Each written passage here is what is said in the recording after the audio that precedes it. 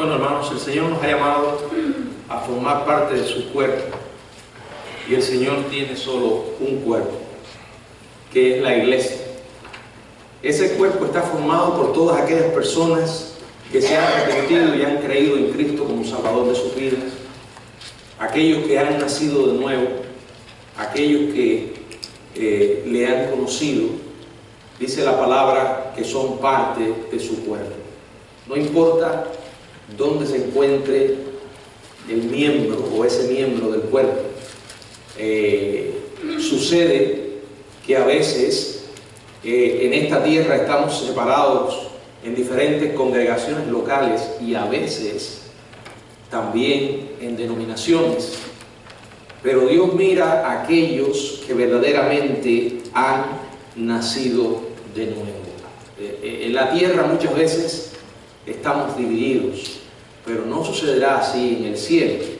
Y de la misma manera que también en las congregaciones, Satanás intenta fomentar la división en el cuerpo de Jesucristo. Ahora, ¿por qué en la tierra estamos en diferentes denominaciones? Porque de alguna manera tenemos diferencias en cuanto a las doctrinas de la Biblia, no las básicas, pero aquellas que son secundarias. Eso no impide que seamos un cuerpo en Cristo. No les puedo decir que cristianos somos solo aquellos que somos miembros de la Iglesia Bautista, en ninguna manera. Ahora, cuando estamos unidos en una congregación, lo hacemos en torno a la persona de Jesucristo y a las verdades que sustentamos. Sin embargo, el diablo no está contento con esto e intenta crear la división en el cuerpo de Jesucristo. Pero Pedro nos recuerda en esta noche que podemos tener esperanza más allá de la división si miramos lo que nos dice la palabra en esta porción que tuvimos como lectura devocional, en el capítulo primero de la primera carta, del verso 22 hasta el capítulo 2, verso 3. Vamos a orar. Padre, gracias por la oportunidad de usar este lugar para traer tu palabra. Señor, en tus manos nos ponemos, reconocemos nuestra incapacidad humana y te suplicamos que tu Espíritu nos guíe. En el nombre de Jesús, amén. Bueno, este es un recordatorio muy importante para nosotros. Aquí Pedro nos llama a la unidad. Ahora, no se trata de que Pedro creara una idea nueva.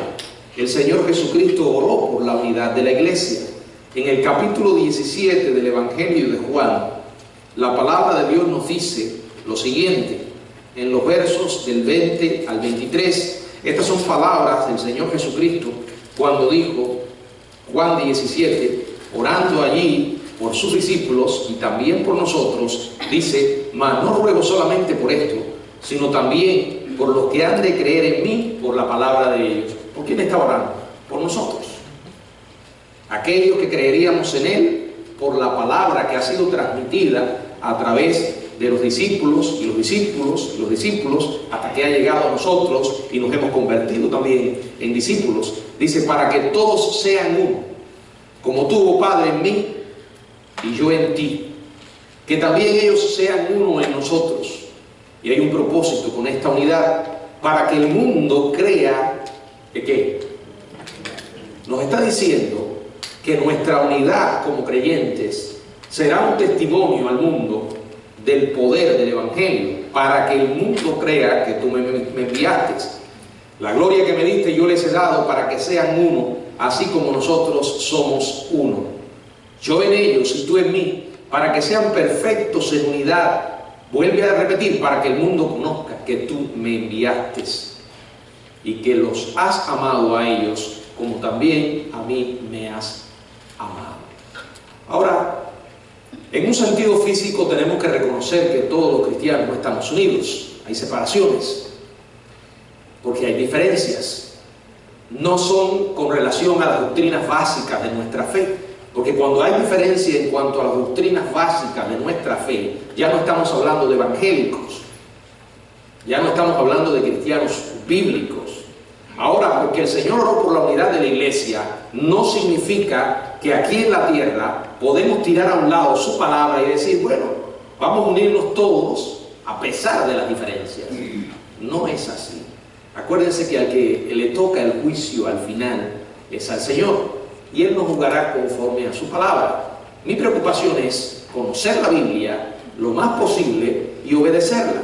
Soy bautista porque nosotros tenemos una regla, un principio que forma parte de nuestra denominación, que es la Biblia como única regla de fe y práctica. Ahora, dentro de los bautistas tenemos diferencias, hay aspectos secundarios en los que tenemos diferencia.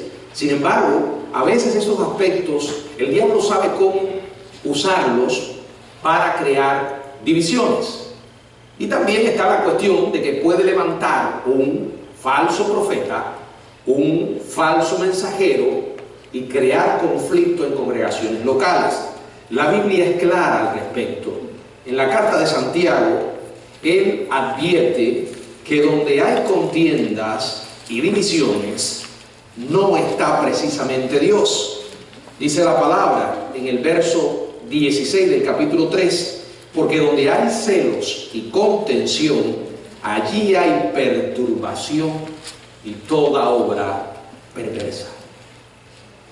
En la mañana hablábamos de lo que ocurrirá en el futuro con la actividad espiritual de los demonios, pero que estará manifestada en un sentido más bien físico. Pero hoy tenemos una guerra terrible en un sentido espiritual. Los cristianos no somos poseídos por demonios, pero sí podemos ser usados por el diablo. Lo hemos visto muchas veces. La iglesia de Corinto era una iglesia que ejemplifica esto. Estaban en medio de divisiones, actuando, como dice Pablo, carnales y no espirituales. Dice, porque aún son carnales, en el verso 3 del capítulo 3 de la primera carta, porque aún sois carnales, pues habiendo entre vosotros celos, contiendas y disensiones. Hace la gran pregunta: ¿no sois carnales si andáis como hombres? Ahora, cuando hablamos de unidad, siempre hago esta aclaración. No es uniformidad.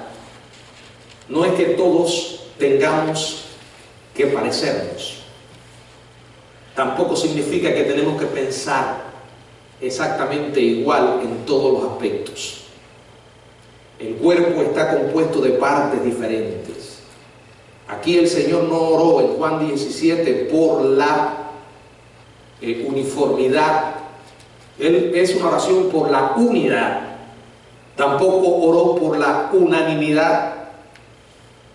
¿Qué quiere decir esto? Que podemos estar en desacuerdo, pero debemos aprender a vivir en medio de los desacuerdos, porque somos personas diferentes. Podemos estar en desacuerdo, pero tenemos que ser una unidad.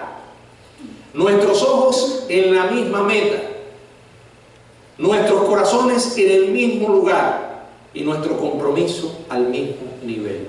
Y esto solo se puede lograr en torno a una persona, Jesucristo. Y la Biblia nos dice claramente en Filipenses capítulo 2, haya pues en vosotros este sentir. Cuando la palabra sentir se busca, el significado en griego es haya pues en vosotros la misma mente, esta misma mente. Nuestros pensamientos deben ser los pensamientos de Dios. ¿Y dónde podemos encontrar los pensamientos de Dios? En la Biblia. Y ahí podemos estar unidos a pesar de las diferencias. ¿Quiere unirse a la familia de Dios? Deje que su mente esté gobernada por Dios a través de su palabra.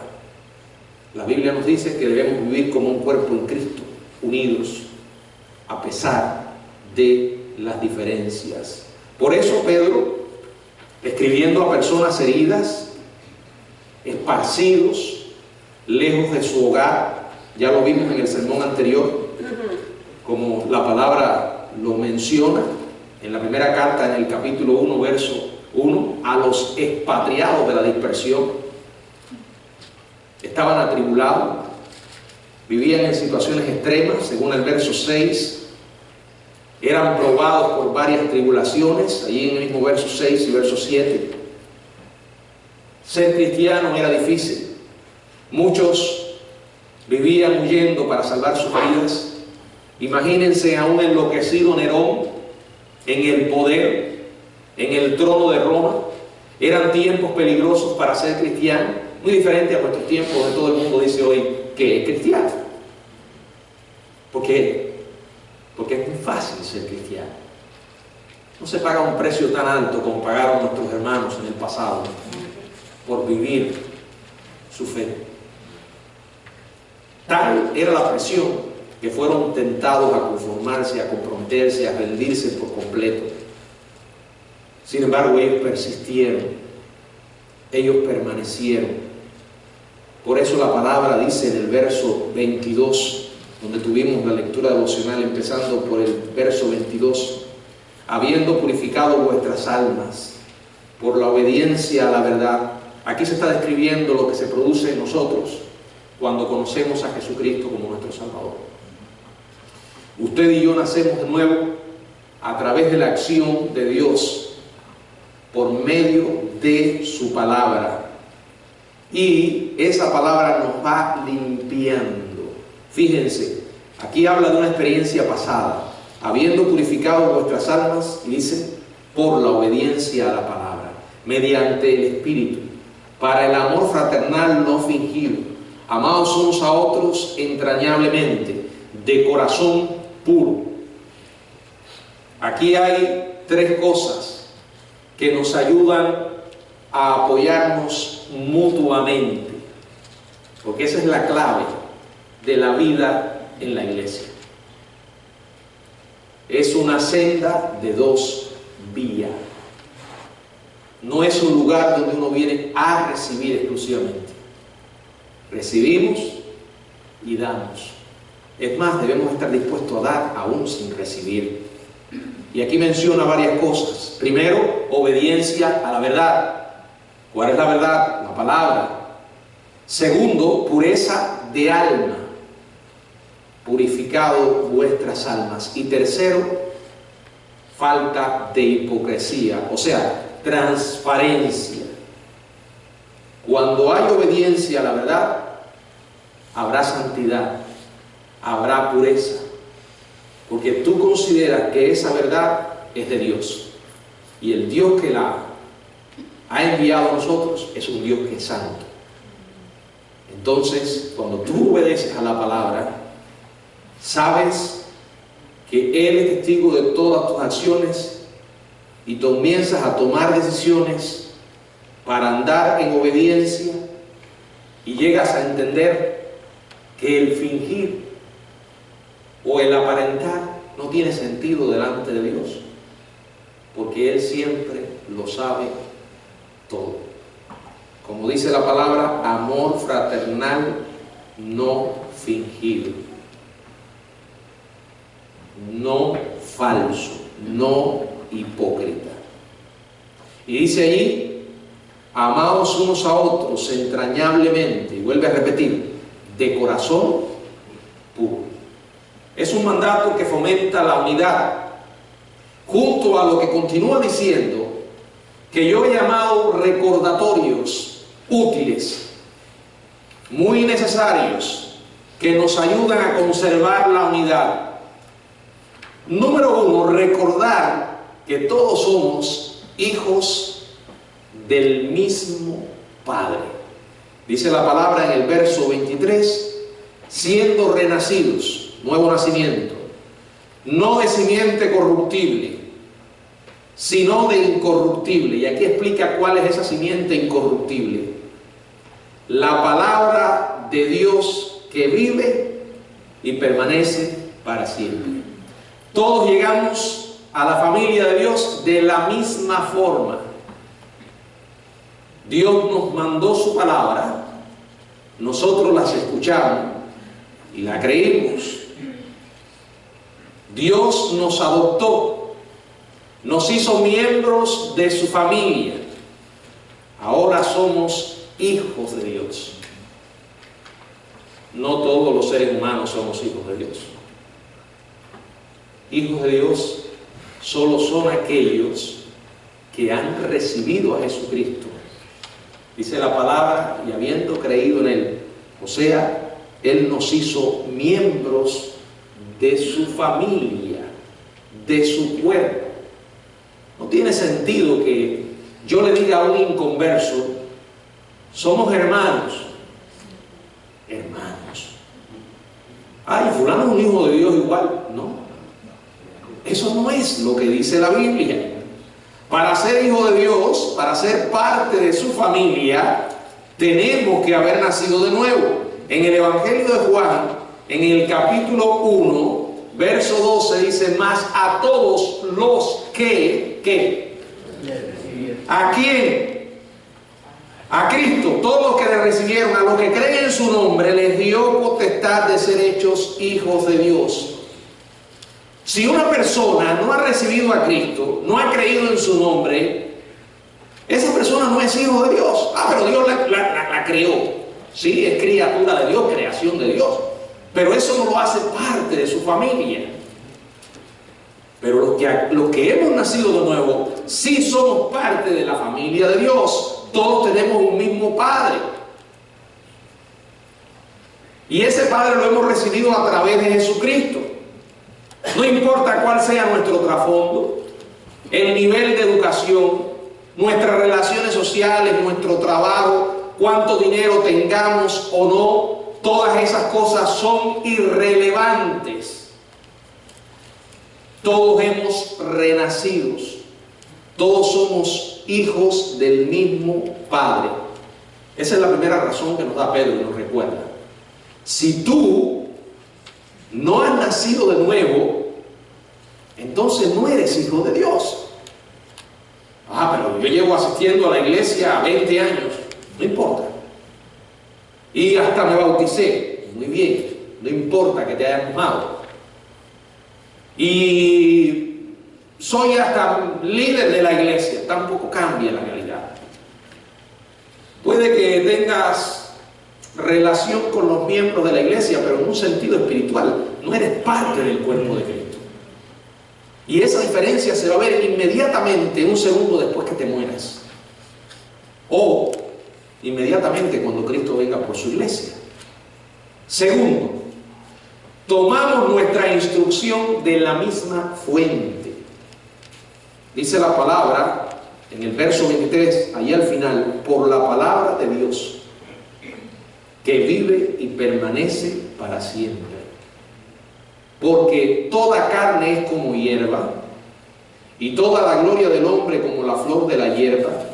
La hierba se seca y la flor se cae, mas la palabra del Señor permanece para siempre. Y esta es la palabra que por el Evangelio os ha sido anunciada. Aquí hay un contraste entre la Biblia, que vive y permanece, y la carne y la gloria humana. La palabra de Dios permanece. Toda carne es como hierba. La hierba sale por un poco de tiempo. No importa cuánta gloria ante los ojos de los hombres alguien logre alcanzar. Toda hierba termina secándose y toda flor termina cayendo. Toda vida termina, no importa cuántos años Dios le conceda, al final hay un final. No importa cuánto usted se cuide, ni cuán bien se alimente, va a morir. No importa cuánto logre ascender en el escenario humano, cuánta admiración logre adquirir de otros hombres, va a morir. Sin embargo, la palabra de Dios permanece para siempre. Y esa palabra el Señor nos ha concedido. Y hemos nacido por ella. Y seguimos creciendo por ella. Por eso, para que haya fruto en nuestra vida, tiene que ser aceptada y usada. No tiene sentido que tenga 4 Biblias en mi casa cerradas. Necesito leerla, meditarla y aplicarla en mi vida. Por eso es que podemos tener unidad a pesar de las diferencias, porque todos vamos a beber a la misma fuente. todos vamos a coincidir en que es verdad lo que Dios ha dicho. Y las verdades básicas que debemos conocer en cuanto a nuestra fe en la Biblia están claras. Y en cuanto a la obediencia, en la Biblia están claras. Podemos tener diferencias sobre aspectos secundarios y alguno que otro pasaje que puede que no esté muy claro en cuanto a lo que signifique. Y pueden haber varias interpretaciones. Pero las verdades básicas de nuestra fe están ahí, claras, resplandecen ante nuestros ojos. Ahora, necesitamos beber de la fuente. Usted no puede saber qué cree si usted no lee la Biblia, si usted no estudia la palabra de Dios. ¿Qué tipo de relación tienes tú con ella? Cuando nos exponemos a la Biblia, ella va transformando nuestra vida porque dice que es viva y eficaz. Hay que recibirla. La palabra que permanece y vive para siempre. Puedes tener una actitud indiferente ante la Biblia, pero eso no va a cambiar la realidad de que es palabra de Dios y que por ella el Señor nos va a juzgar. Ahí está. En tercer lugar, todos tenemos las mismas luchas.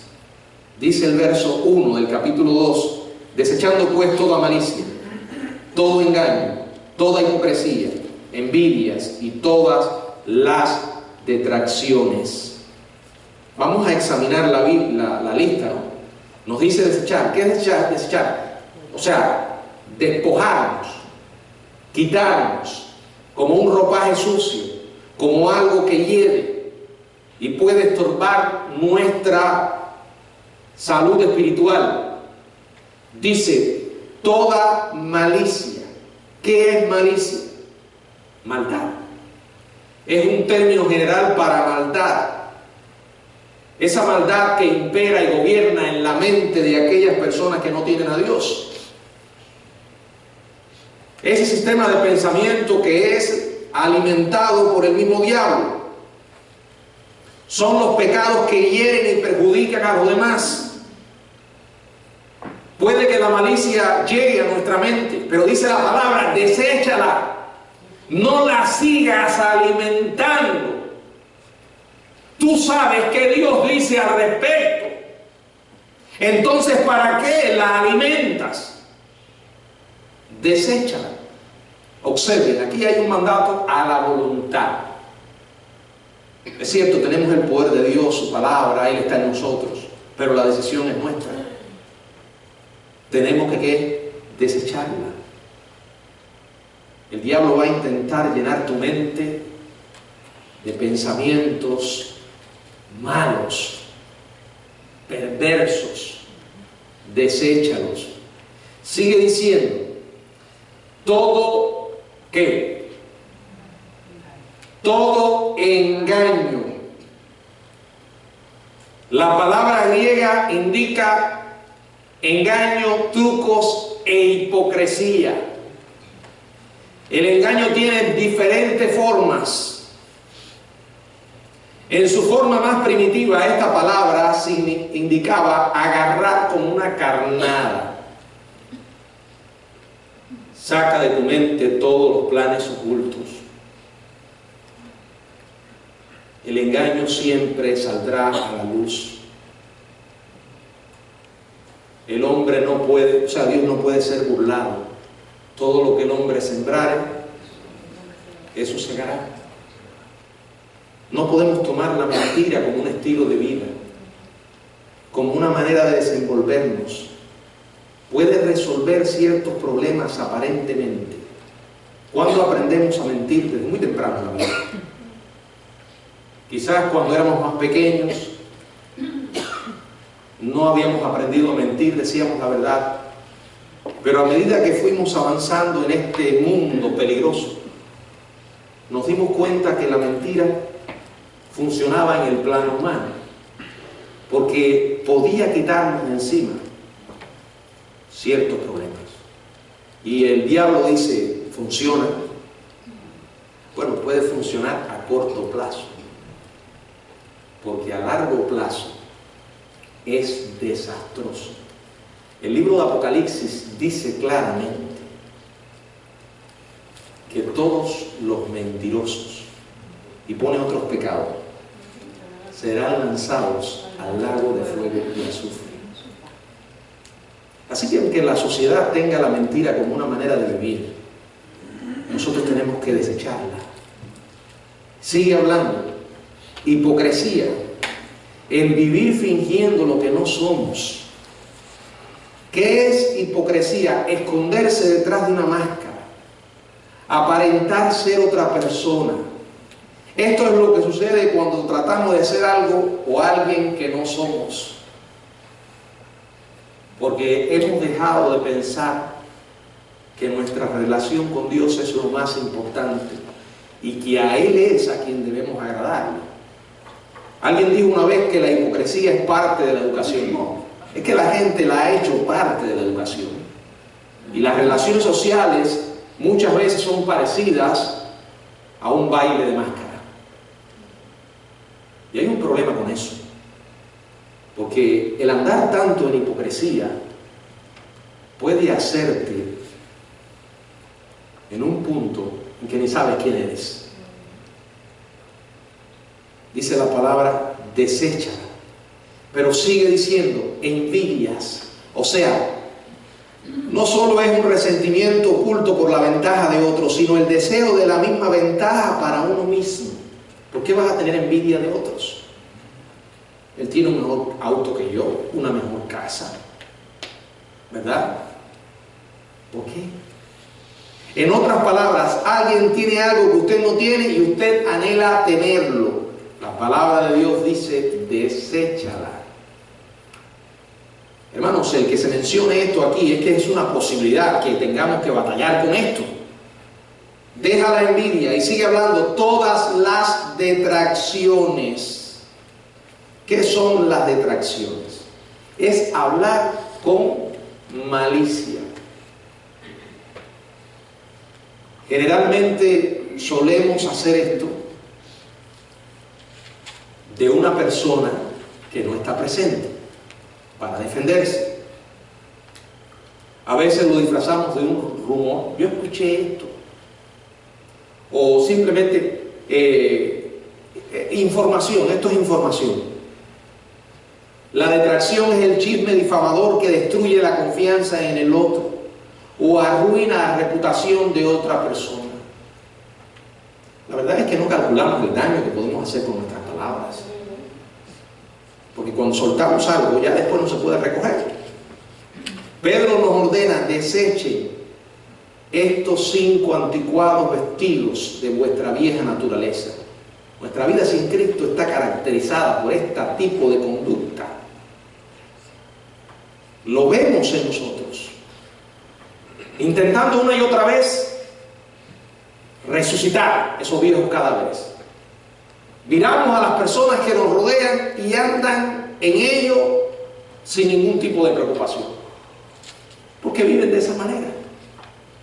Pero ahora cuando nosotros vamos a la Biblia y nos miramos en el espejo de la Biblia, nos damos cuenta de que sí es malo y hace daño.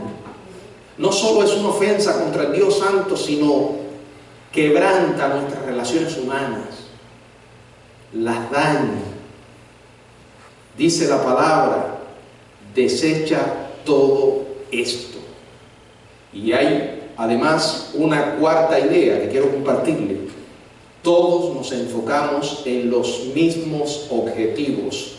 Verso 2 y verso 3. Desea como niño recién nacido la leche espiritual no adulterada, para que por ella crezcáis para salvación. Verso 3. Si es que habéis gustado de la benignidad del Señor. ¿Qué quiere decir esto? Que nuestro objetivo es madurar. Debemos madurar. Dice la palabra desear. Es un deseo que debe estar en nosotros. Como niño recién nacido. Un bebé anhela la leche, ¿verdad? Dice la palabra, anhelemos la leche espiritual que no esté dañada, que no esté adulterada, porque esa leche es la que nos va a permitir madurar, crecer. Ahora, él hace una aclaración aquí muy importante, y está en el verso 3. Dice: si es que habéis gustado de la benignidad del Señor. Se lo voy a decir en otras palabras. Lo que está diciendo aquí es si en realidad ustedes han nacido de nuevo. Al ser salvos, todos los creyentes experimentamos cuán benigno y lleno de gracia es el Señor para con todos los que confiamos en Él. Ahora, si no he gustado o la benignidad del Señor, si no la conozco, no voy a desear la leche espiritual no adulterada. Mis deseos serán otros, mis intereses serán otros, mis metas y propósitos en la vida serán otros. Pero cuando hemos gustado de la benignidad del Señor, hay un deseo. Ahora, puede que pasemos por etapas en las que no tengamos deseo, pero esa no es la manera permanente de vivir de un cristiano. No es el estilo permanente de vivir. Siempre reconoceremos que Dios nos ha dejado su palabra. La vamos a desear, la vamos a buscar, porque sabemos que es la única manera en que podemos crecer. Amados hermanos, si queremos realmente vivir unidos en Cristo, necesitamos recordar que somos hijos del mismo Padre, que todos tomamos nuestra instrucción de la misma fuente, que todos tenemos nuestras mismas luchas y que todos nos enfocamos en los mismos objetivos. Este es el plan de Dios para nosotros. Esa es la meta del Señor para que podamos estar unidos a pesar de nuestras diferencias. El Señor está diciendo: para ustedes lo más importante debe ser su relación conmigo y entre ustedes mismos. Si quieren tener una relación saludable, aquí les doy la forma. Si quieren convertirse la vida unos a otros en un infierno, obvien la palabra de Dios, ignórenla. Acuérdense que Satanás nos quiere mantener en la ignorancia y en la oscuridad. Él no está jugando. Él vino para destruir y para matar, como el ladrón que el Señor habló en Juan capítulo 10, la parábola del buen pastor. Ese enemigo, ese ladrón, ese salteador es Satanás. Y dice la Biblia que anda como león rugiente, buscando a quien devorar. Puede que nos haya convertido, y de hecho, si somos cristianos, somos blancos de ataque de él. No podemos ignorar esa realidad. Él no está jugando y ha iniciado la guerra sin piedad, y hasta que no nos vea en el suelo destruidos, no nos va a dejar. Cuando una persona no conoce a Cristo, el diablo va a intentar por todos los medios de impedir que esa persona venga a los pies de Cristo. Aparte que lo tiene ciego, está endurecido, es un esclavo del pecado. Cuando la luz de Dios intenta llegar a su alma, va a tratar de estorbar. Claro, el poder de Dios es mayor que el del diablo. El diablo no es nada comparado con Dios. Pero eso no cambia de que va a intentar estorbar. Ahora, a veces uno dice, bueno, pero si Dios es más poderoso, ¿por qué no hace más? Es que Dios quiere usarte a ti y a mí en esta guerra. Por eso nos entregó la palabra y sobre todo la oración. ¿No han visto que a veces usted está tratando de hablarle a alguien, el diablo lo interrumpe, la persona no puede, y no estamos conscientes de que esto está pasando? Ahora, cuando ya no puede evitar que la persona se entregue a Jesucristo, cambia de técnica. Entonces tratará por todos sus medios de impedir que esa persona se convierta en un medio que glorifique el nombre de Dios y que lleve a otros a los pies de Cristo. Y les voy a decir, hermanos, que muchos cristianos, el diablo está ganando. Porque muchas veces estamos más preocupados por nosotros mismos, por nuestros deseos, por nuestras inclinaciones, que por la influencia que ejercemos. Yo he dicho otras veces que hay cosas en la Biblia que no están claras. Es cierto.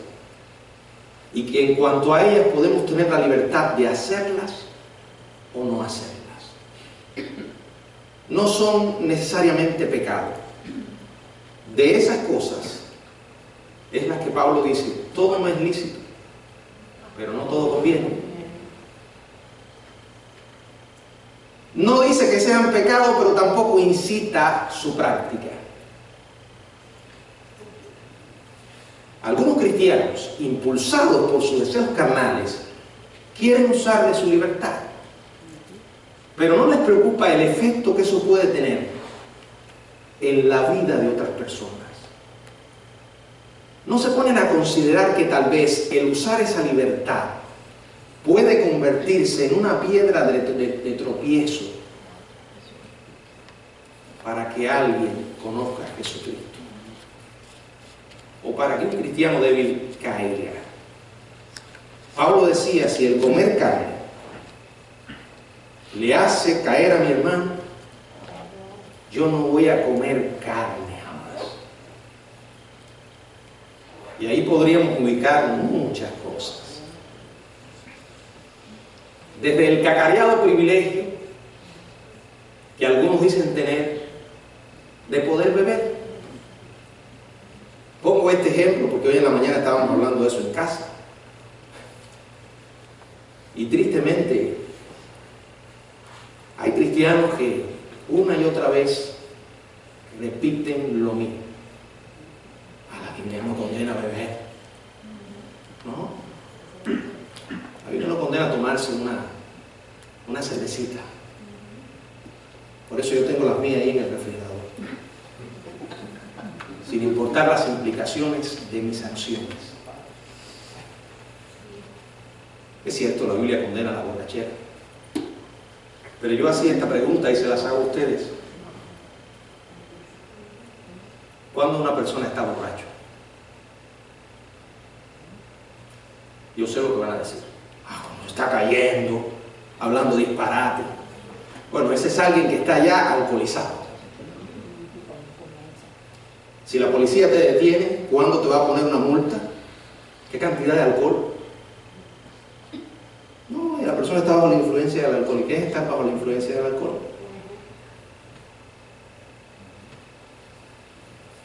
Es muy difícil decir, yo no estoy borracho. Ahora, estoy poniendo este ejemplo porque, por ejemplo, alguien puede decir, yo tengo la libertad de beber, y ahí tiene su cerveza, sin importarle si sus hijos le ven, sin importarle si un hermano débil le ve. A lo mejor tú, y lo dudo, tienes el dominio propio para decir, yo no voy a beber.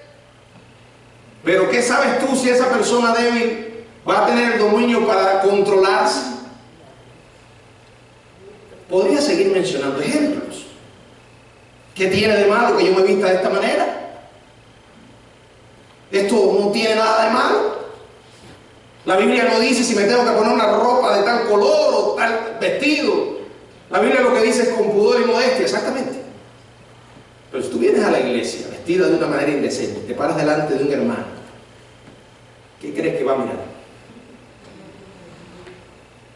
Ah, no, pero si mira, el problema es de él. No. A los hombres Dios nos creó con eso. Mirar para un hombre es prácticamente inevitable. Ahora, el problema es qué haces si te quedas mirando y sigues codiciando. Bueno, ir a cierto lugar, la Biblia no habla de eso. Pero yo vuelvo a lo mismo. ¿Qué es lo que te motiva a hacer esas cosas? No me vengas a decir que es Dios. Es la carne, el viejo hombre, que de alguna manera intenta abrir un huequito y colarse por ahí. Muchas veces eso crea en nosotros una mala relación con Dios y con los demás. Divide el cuerpo de Cristo. Hay cosas que para mí no son malas, pero he renunciado a ellas. No porque sea un hipócrita, porque sé que un día Dios me va a pedir cuenta, no solo por mi vida, sino por la influencia que he ejercido sobre otros. Recuerde, usted no es solo usted. Hay mucha gente que te está mirando. ¿Vale la pena cambiar tu relación con Dios por un momento de placer, sin importar las consecuencias de tus acciones? La gente que te conoce y que te ve vivir, ¿qué dice de ti? Ah, fulano ama a Dios. Ah, fulano es un hipócrita. Desechando, dice la palabra, toda malicia, todo engaño, toda hipocresía, toda envidia, todas las detracciones. Desead como niños espiritual la leche, como niños recién nacidos, la leche espiritual no adulterada, para que por ella crezcáis para salvación. Que el Señor nos bendiga, hermanos. Amén.